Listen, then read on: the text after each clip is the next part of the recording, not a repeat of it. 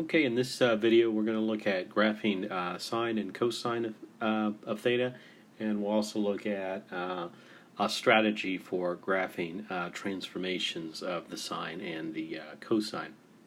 We're going to base that all off of the unit circle here, and we're going to pick on some nice points on your unit circle. Okay, so we're going to make a table, and we'll go ahead and use these. So we're going to use the poles 0, pi over 2, pi, 3 pi over 2, and 2 pi. And that's actually going to be the period of both the sine and the cosine, and the period is how long it takes for them to repeat themselves. So in stock form, sine and cosine require 2 pi to repeat themselves. And so remember, the sine is the y coordinate, and then the cosine is going to be the x coordinate on your unit circle. Okay, so we'll go ahead and put some of that unit circle stuff in there. So there's your poles, ordered pairs, 1, 0, 0, 1, negative 1, 0, and then 0 and minus 1. And so the sine of theta is going to be the y coordinates. The y coordinates go 0, 1, 0, minus 1, and 0, and then they're going to repeat themselves. And then the cosine will be the x coordinates, and so those x coordinates are going to be 1, 0, minus 1, 0, and 1. Okay, so we're going to use this to go ahead and graph both the sine and the cosine. Okay, so we'll go ahead and put down those important points there. And so this is just to get a sketch going. Certainly we could use more points like pi over 6 and pi over 4 and pi over 3, etc. And that would give us a better idea what the graph looks like. But we're going for kind of a sketch here. Okay, so there are your 5 points, and then it's going to kind of curve continuously, so it's going to be a nice smooth wave. Okay, so there's your sine wave. Okay, the next thing we're going to take a look at is we're going to go ahead and extend it back in this direction. So if you're looking at in the negative angles, this would be 0, negative pi over 2, negative pi, negative 3 pi over 2, and then negative 2 pi. They're going to have the exact same ordered pairs as before, so we're going to have 1, 0, and 0 minus 1, and minus 1, 0, and 0, 1. So if we're doing the sine, we're going to be doing the y coordinates there.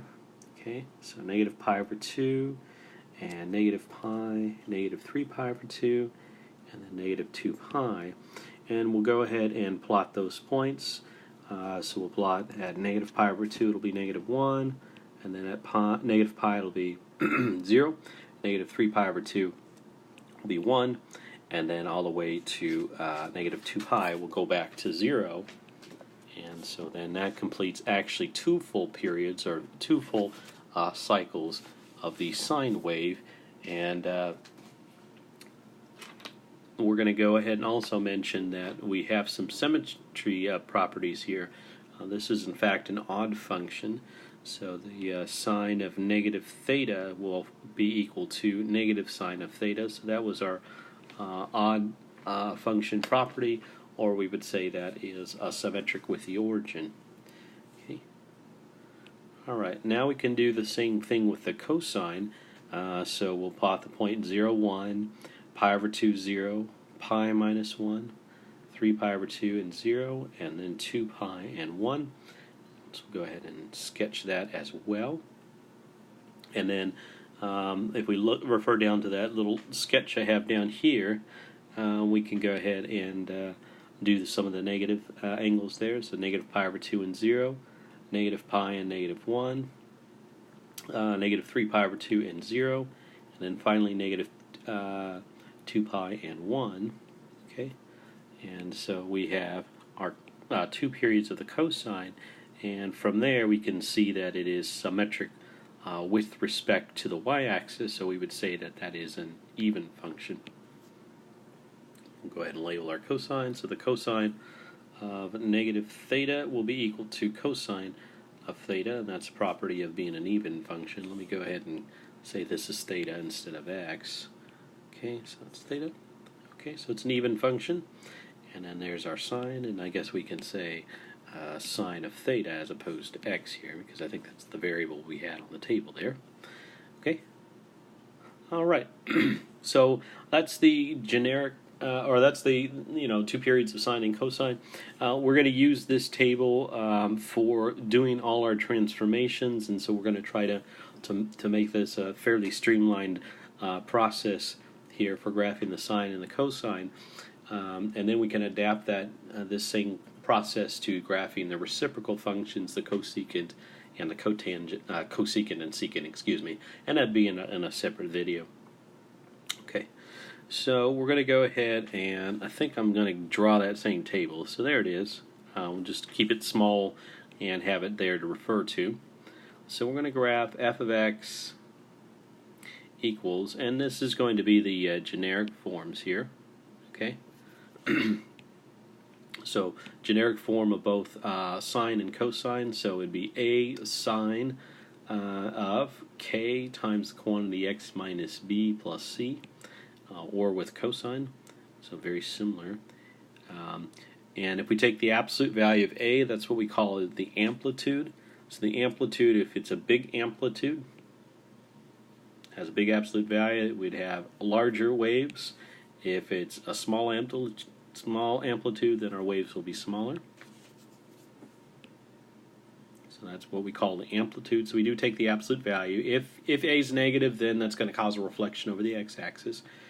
B is what we call the phase shift, and the phase shift is nothing more than a fancy way of calling it a horizontal. It's a horizontal shift.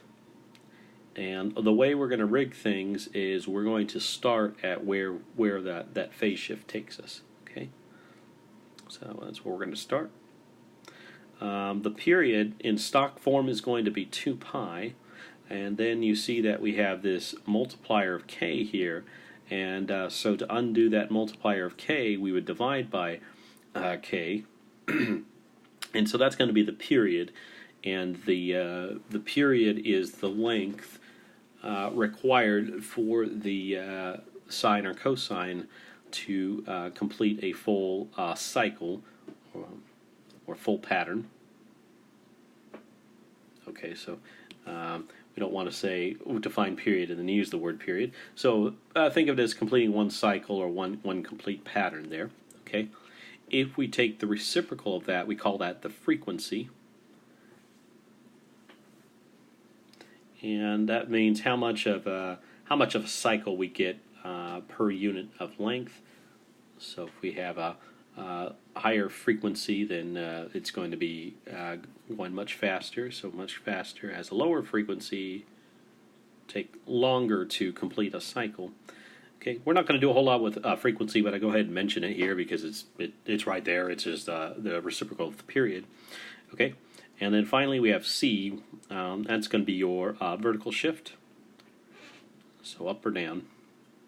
Okay, and then if you notice on our table there, it's kind of small there, but it goes 0, pi over 2, pi, 3 pi over 2, and 2 pi. So we're going to rig this so that we get these nice values here from our table. And so how we rig this is we start at the kind of where the phase shift is, or where our horizontal shift is.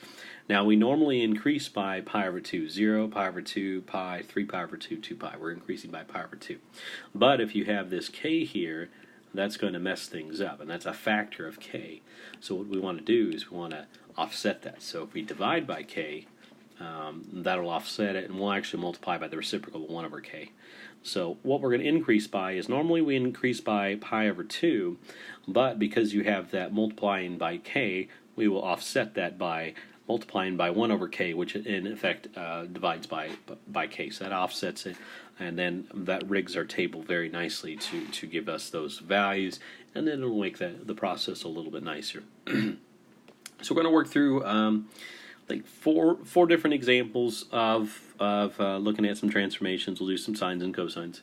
Okay, and so let's go on to the next slide, And I'm going to put this table down at the bottom here so that we can refer to it. So we're going to go ahead and graph f of x is equal to 2 sine of 1/2 x plus pi, and let's go ahead and the understanding here is, I don't have parentheses here, but the understanding is all of that is within the sign there. Okay, and then minus 1. So the way I've written that, that doesn't look so good. So let's put this parentheses a little bit closer. Okay. So first thing we'll do is we'll identify our amplitude. So our amplitude is going to be 2. I'll abbreviate it as amp. So it's going to be, the wave will be twice as high as it normally would. Your k is going to be 1/2. Okay, and that'll be important with determining the period and then also what we increase by. Okay, our phase shift is our horizontal shift here, and so that's going to be left pi units. Okay, and so that allows us to go ahead and start our table. So if we're going left pi units, we originally started at 0, so we're going to go to negative pi. Okay, the period is going to be 2 pi over k, and so that's going to be 4 pi. So what that 1/2 does is it's like a decelerant, so it's going to take the sine twice as long to complete a full cycle. So normally it takes 2 pi to complete a full period or full cycle. Here it's going to take 4 pi, so twice as long to complete a cycle. Okay, and then we need to do our increase by. So we got our start, that's our phase shift, and then we got to do our increase by. And so we got pi over 2 times 1 over k, which is 1 over 1/2. And so we'll go ahead and multiply those, and that gives us, we're going to increase by pi. Now what we want to do is we want to start at negative pi, and then we're going to add pi 4 times so that we get a total of 5 points, so then we can get this nice value on the table here. So I'm going to painstakingly write out all the values in the table, and then I'll mention kind of a shortcut that we can do here with this construction. Okay, so we're just adding pi, and we need to do that 4 times so that we have 5 points. And notice if I add 4 pi to negative pi, that's going to give me 3 pi, so I do have that full cycle there. Okay, and here's our function, 2 sine 1/2 x plus pi, and then minus 1. And so we're going to painstakingly go ahead and fill out the table. So we're going to plug in negative pi all the way through to 3 pi into our formula. So 2 sine of 1/2, and then that's negative pi plus pi, and then minus 1. Okay, so go ahead and evaluating that. The negative pi plus pi will be 0, and then times 1/2 will be 0. So this will be 2 sine of 0, and we got what sine of 0 is right there. Sine of 0 is going to be 0, okay? And so that's going to be 0 minus 1, so that first output is going to be minus 1, okay? So my shortcut here is the sine part is going to be turning into these values here, okay? So by construction. So what we need to do is take each one of these values and multiply it by 2, and then subtract 1. So you got to multiply it by 2 and then subtract 1. So that's my shortcut. We're going to go ahead and brute force it and go through each one. Okay, so then plug in 0. So I'm going to plug in 0.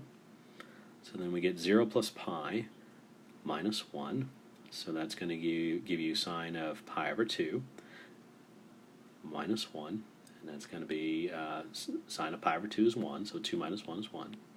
Notice here the 0 and the pi over 2. There's the 0 and the pi over 2. That's what this construction does, is it rigs it so that the theta will be those nice values. Okay? Alright, let's go ahead and do pi. So 2 sine of 1/2 and pi plus pi minus 1. So that's going to be 2 sine of just regular old pi, which is exactly the next value here, and then minus 1. So it'll be 0 minus 1 because the sine of pi is 0. And so that gives us negative 1. Going on to the next one, we'll do the 2 sine 1/2 of 2 pi plus pi minus 1. Okay, and 2 pi plus pi is 3 pi times the 1/2 will give us 3 pi over 2. So we get the sine of 3 pi over 2 minus 1. And the sine of 3 pi over 2 is going to be minus 1, so we'll have negative 2 minus 1, which is negative 3. Okay. And finally, we'll do 2 sine of 3 pi plus pi minus 1. And that'll be 2 sine of, and we got 3 pi plus pi, which is 4 pi, and then half of that will be 2 pi, which is exactly the last angle there. And the sine of 2 pi is 0, so this is going to be minus 1. Okay, so we'll go ahead and remove our table, and let's go ahead and graph it. So we got everything we need. We got the x values, negative pi all the way to 3 pi, and then we got all the y values there, negative 1, 1, negative 1, negative 3, and negative 1. So that's all we need to do. And we kind of have an idea what the general shape of the sine graph looks like. So we'll plot our points, and there is our sine wave. And because of the amplitude, it's going to be twice as high as the original sine graph there. Okay, and then sometimes people like to put kind of the dotted line in here for that vertical shift here. So the difference here is 2 units, and then the difference here is 2 units, where normally that would be a difference of 1 unit. So that's what I mean by kind of like the height there. Okay, so let's go ahead and look at, I think we got 3 more examples planned here. I think I'll do the table with 1 more, and then by table I mean work out the full table, and then we'll take a little bit of shortcuts. Okay. All right, so we'll put that same little table down there. Okay, the theta, the sine of theta, and the cosine theta, and those nice angles.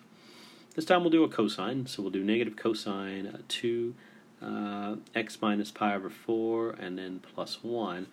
Now the cosine's general shape for one period is going to look kind of like this, okay? Now because we have the negative there, it's going to reflect it over the x-axis, so we're going to get something that's going to be more of the shape this time. Alright, so amplitude is going to be the absolute value of the A. The A in this one's going to be negative 1, so absolute value of negative 1 is going to be 1. So it'll have the same, I guess, height or displacement. Okay. K is going to be 2, and so because K is greater than 1, we can kind of think of it as an accelerant, so that means that this particular trig function is going to take less time to complete a cycle. Okay, so our period is going to, well, I guess we're going to do phase shift first. So our phase shift is going to be to the right, pi over 4. And so that's where we're going to start our table up. We'll start it up at pi over 4. And then get that minus cosine 2x minus pi over 4 plus 1. Okay. Now our period is going to be 2 pi over k, which is 2. So the period is pi, and so that accelerant of 2 makes it take half as much time to complete a full period. The increase by is going to be pi over 2 times 1 over k, or 1 over 2. So that's going to give us pi over 4. So we're going to add pi over 4 until we get a total of 5 points. So pi over 4 plus pi over 4 is pi over 2. Plus pi over 4 is 3 pi over 4. Plus pi over 4 is pi. Plus pi over 4 is 5 pi over 4. So those are our nice values. And if I really wanted to quickly fill it out, so it's going to be rigged to give me those values. So each one of those values I'm going to have to multiply it by negative 1 and then add 1.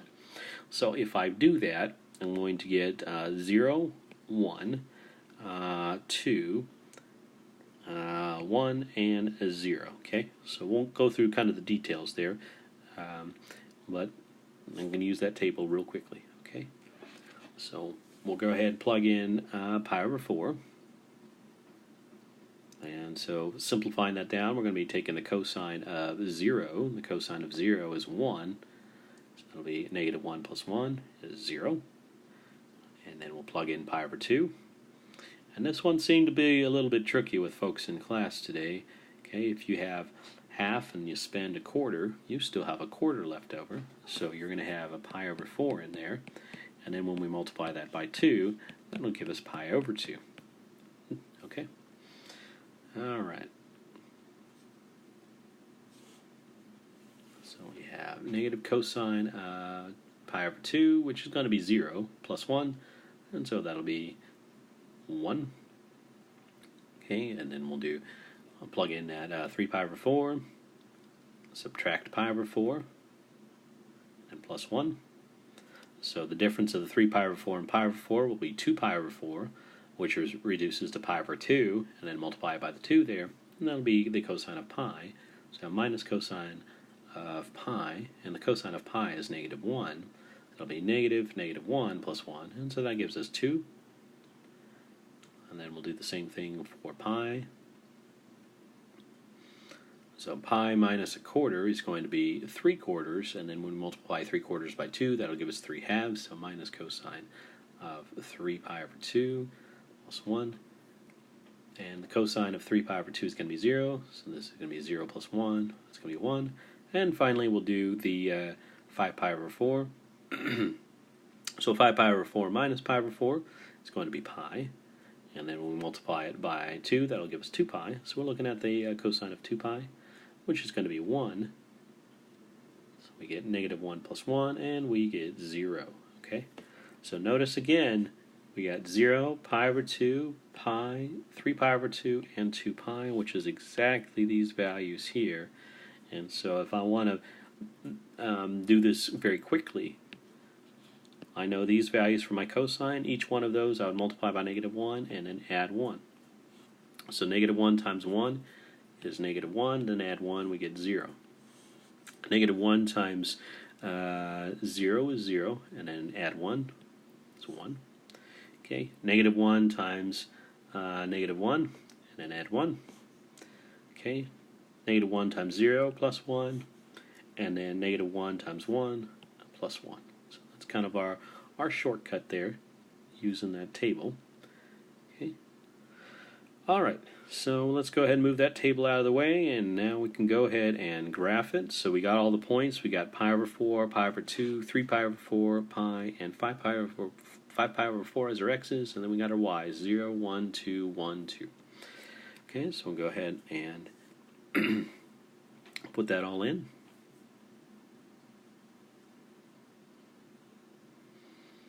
And we'll need to go all the way up to 2. Or, yep, all the way up to 2. All right, and there it is. There's one period of this cosine graph. Okay, we're going to do 2 more examples here, and I'm not going to do the full-blown table. You certainly can if you want to, if it helps you out, but I'm going to use kind of my abbreviated table to make things a little bit easier. So here's my abbreviated table right here, so I'm going to use that. That's going to make things a little nicer. And this time I'm going to graph something a little different. So we're going to do 1/2 sine of pi x over 4 plus 3 pi over 4. Okay, and so before we can identify, well, we can identify the amplitude, but before we can identify the k and the phase shift, we kind of need to factor that out. We need x by itself. So the factor attached to it is a pi over 4. So what we're going to do is we're going to factor a pi over 4 out, and that leaves us with x plus 3. Now I can go ahead and identify the amplitude. The amplitude is 1/2. The k is going to be pi over 4. And our phase shift is going to be to the left, 3. Okay, so now that I got that, we can go ahead and start it up at negative 3.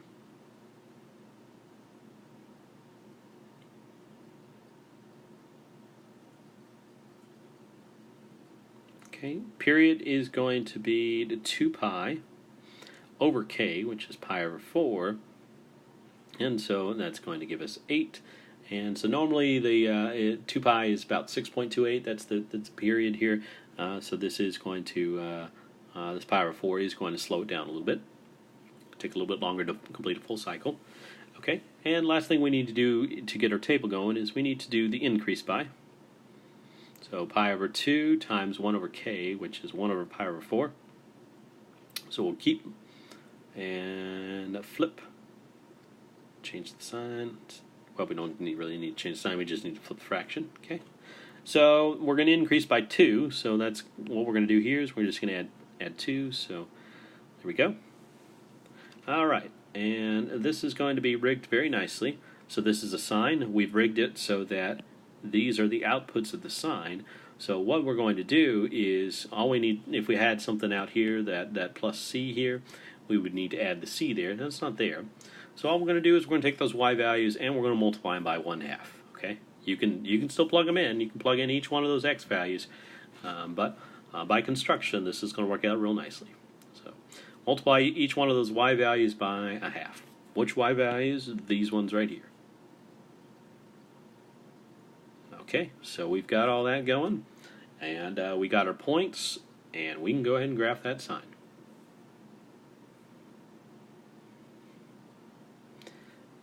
Okay, and amplitude's 1/2, so it's going to be a little bit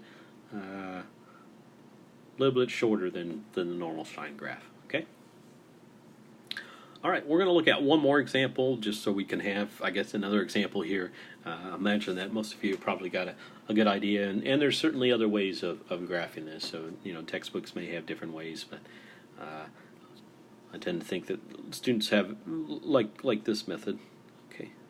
All right, so let's put in this one here, and so we got 4 cosine 2x minus pi minus 2. So we do need to factor out a 2 there, so I've gone ahead and factored out the 2 here, so that gives us cosine of 2 and then x minus pi over 2, and just for that cosine part. And then we'll go ahead and fill in that little table that we're going to refer to. Now it's real tiny. Okay, so we're going to be using the cosine, so we're going to be focusing on these y values here. Okay, so once we establish really what we need now is our phase shift. We need our phase shifts, we need our start, and then we need our increase by. After that, this thing is going to multiply the cosine by 4 and then subtract 2. So each one of these y values here, you're going to multiply by 4 and then subtract 2. All right, amplitude is going to be 4, and your k is going to be 2. So that's going to speed this up a little bit. So period is 2 pi over 2, which is going to be pi, so half as long to complete a cycle. Phase shift is going to be to the right, pi over 2. And then we'll do our abbreviated table here.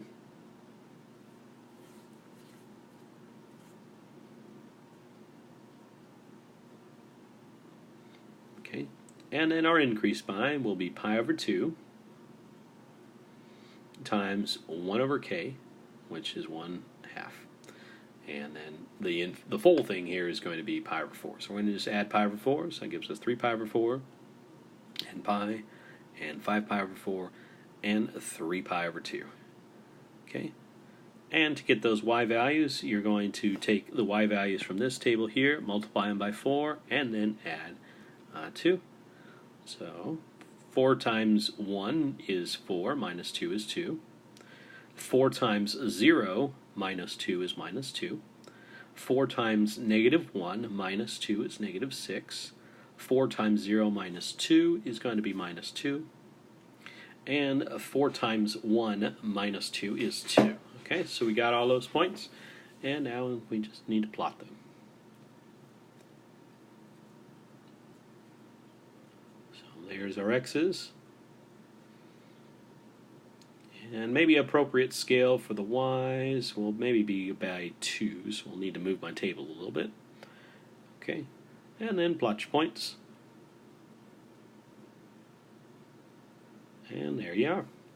Okay. So it might take a little bit of practice. Maybe it's a little bit different than you've learned in the past. Now maybe it's a little bit different than the textbook, but this method's fairly slick. And once you get the hang of it, it's pretty easy. So we'll see you next time.